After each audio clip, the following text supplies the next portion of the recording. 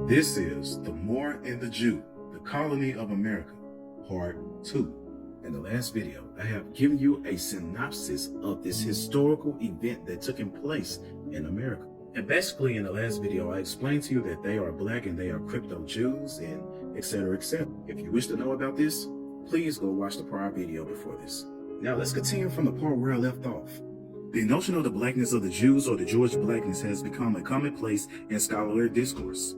Going back to the path-breaking work of Sandra L. Gilman in the late 1980s, scholars often asserted that a strong European tradition dating back to the Middle Ages maintained that the Jews are black or at least swarthy and find sharp expression in modern anti-Semitic literature. That in medieval literature, a theory prevailed in which the Jews were part of the black race, or were at least dark-skinned, or that the general look of the Jew was considered to be like the black. The initial formulation is the general consensus of the ethnological literature of the late 19th century was that the Jews were black or at least swarthy. Now let's see what swarthy means. We're going to this book right here. Swarthy, being of a dark hue or dusky complexion, tawny. In warm climates, the complexion of men is universally swarthy or black.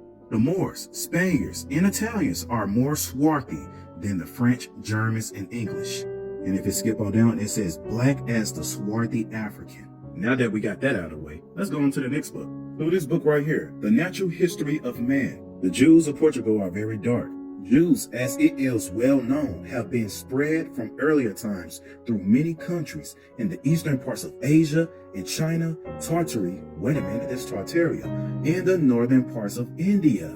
Their residence in the Kohan appears to have been from ancient time, and they are now black, and so completely like the natives inhabitants in their complexion that Dr. Claudius Buchanan says he could not always distinguish them from the Hindus. What? He has surmised that the blackness of the Jews spread through different parts of India is attributable to intermarriages with Hindus. Man, we gotta keep this going. Shakespeare and the Jews.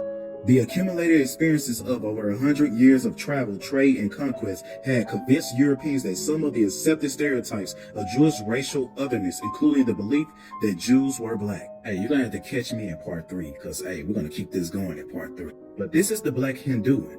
Yes, these are the Jews that went to Hindustan.